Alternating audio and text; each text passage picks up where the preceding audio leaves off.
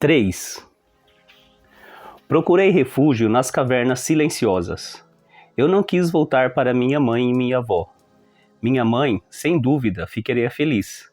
Ela tinha perdido o marido para os Krell e temia que eu tivesse o mesmo destino. Vozinha, ela me diria para lutar. Mas lutar contra o quê? Nem os militares me queriam. Eu me sentia uma tola. Todo esse tempo dizendo para mim mesma que me tornaria piloto, quando na verdade eu nunca tive a menor chance. Meus professores provavelmente passaram todos aqueles anos rindo de mim pelas costas. Entrei em uma caverna desconhecida, além dos limites que eu já tinha explorado, localizada a horas de ígneo.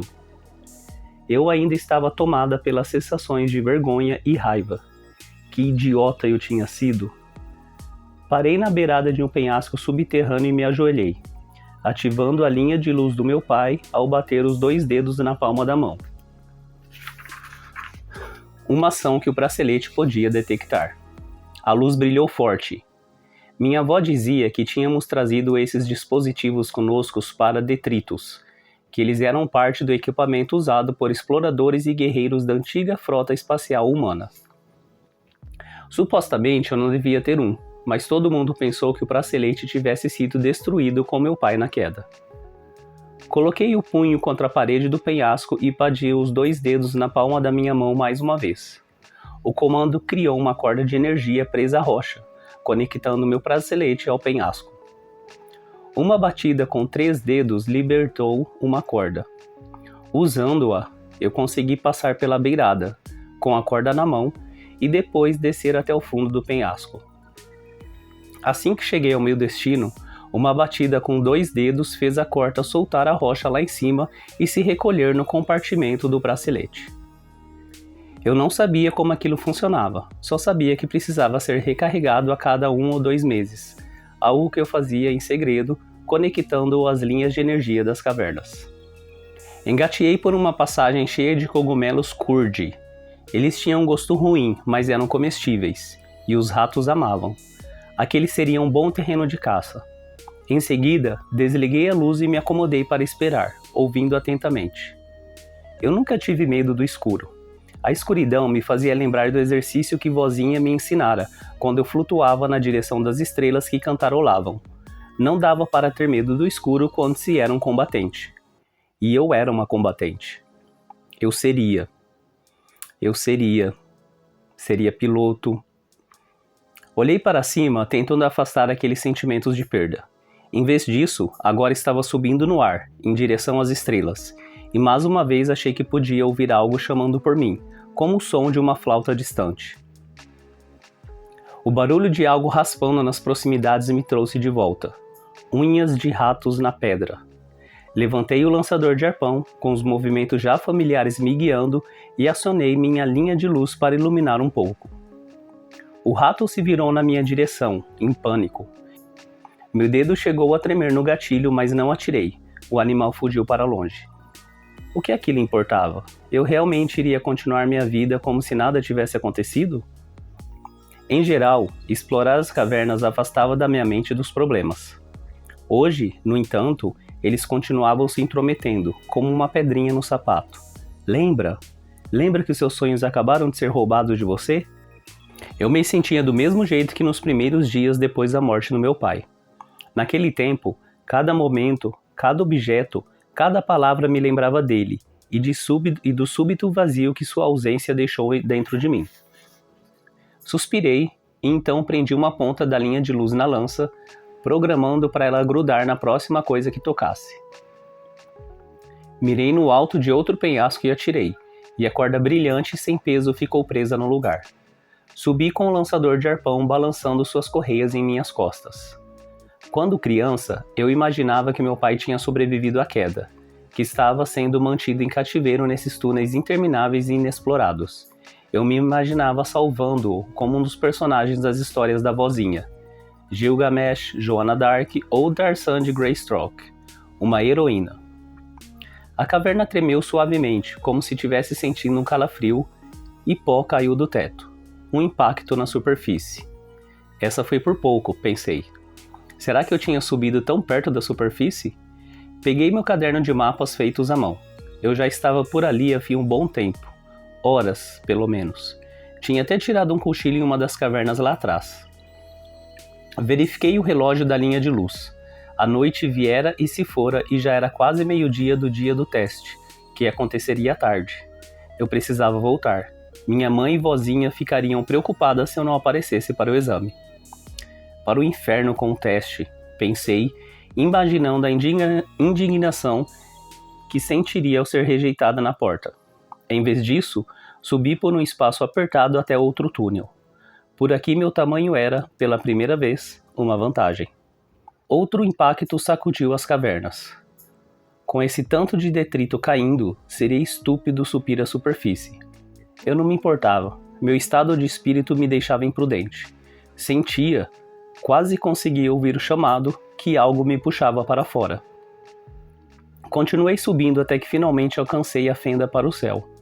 A luz brilhava pela abertura, mas havia um tom branco, quase estéril. Não era alaranjado o bastante. O ar seco e frio soprava também, o que era um bom sinal. Empurrei minha mochila na frente, depois me espremi pela fenda até a luz. A superfície. Olhei para cima e vi o céu novamente. Como sempre, perdi o fôlego. Uma claraboia distante refletia a claridade em uma área da terra, mas eu ainda estava na sombra. Acima, o céu reluzia com uma chuva de detritos caindo, linhas luminosas como atalhos. Uma formação de 3 caças estelares de reconhecimento passou voando, em patrulha. Os detritos que caíam eram muitas vezes pedaços quebrados de naves ou algum outro lixo espalhado. E esse material podia ser valioso, valendo o resgate. Mas isso também confundia nossos radares, além de poder mascarar uma incursão Krell.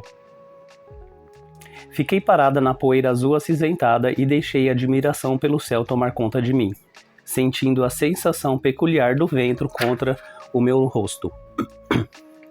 Eu saíra perto da base alta, que podia ser vista à distância, talvez a 30 minutos de caminhada, se muito. Agora que os Krell sabiam onde estávamos, não havia motivos para esconder a base, então o lugar se expandira de um bunker secreto para vários edifícios grandes, protegidos por perímetro murado, bateria antiaérea e um escudo invisível contra os detritos. Do lado de fora do muro, grupos de pessoas trabalhavam em uma pequena faixa de algo que eu sempre achara estranho: árvores e plantações. O que estavam fazendo ali? Tentavam cultivar alimentos nesse chão poeirento? Não ousei me aproximar. Os guardas presumiram que eu era uma coletora de lixo de uma caverna distante. Havia algo glorioso no verde forte daqueles campos e nas teimosas paredes da base. Alta era um monumento à nossa determinação. Durante 3 gerações, a humanidade vivera de ratos, como nômades nesse planeta, mas agora não nos escondíamos mais. Os caça-estelares passaram rasgando em direção à base e dei um passo para trás. Concentre-se em algo maior, meu pai dissera, em algo grandioso. E onde aquilo havia me levado? Pendurei a mochila e o lançador de arpão no ombro e caminhei na outra direção.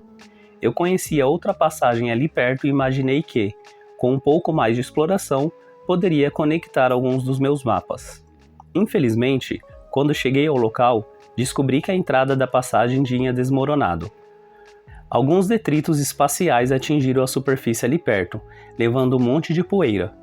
Olhei para cima e vi pedaços menores caindo bem na minha cabeça, pedaços ardentes de metal, caindo direto sobre a minha cabeça. Caramba! Voltei correndo pelo caminho de antes. Não! Não! O ar se deslocou ruidosamente e eu pude sentir o calor dos detritos se aproximando. Ali! Vi uma pequena abertura na superfície, par de fenda, parte boca de caverna. Arremessei-me naquela direção, pulando e escorregando para dentro. Um enorme baque soou atrás de mim e pareceu sacudir o planeta inteiro. Frenética, liguei a minha linha de luz e bati a mão contra a rocha enquanto despencava no caos. Afastei-me um pouco, conectada pela linha de luz à parede, enquanto lascas de rocha e pedregulhos voavam ao redor. A caverna tremeu. Logo tudo ficou em silêncio. Pisquei para tirar a poeira dos olhos e descobri que estava pendurada no meio de uma pequena caverna. talvez com 10 ou 15 metros de altura.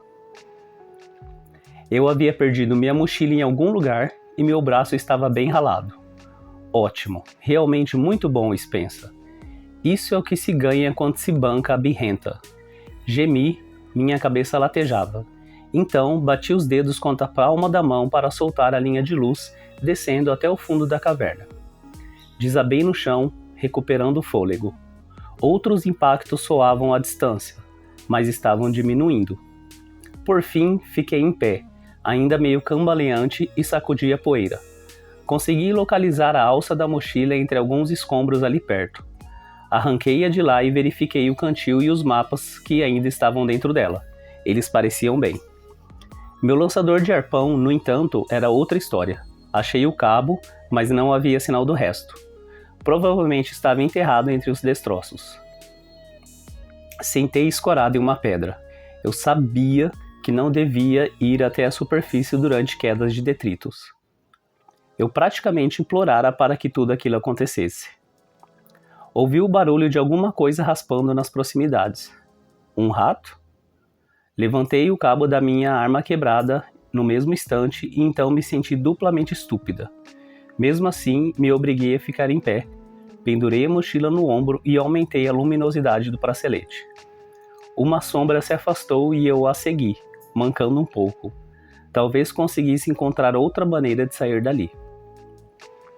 Levantei o bracelete, iluminando a caverna. A luz refletiu em alguma coisa diante de mim. Metal?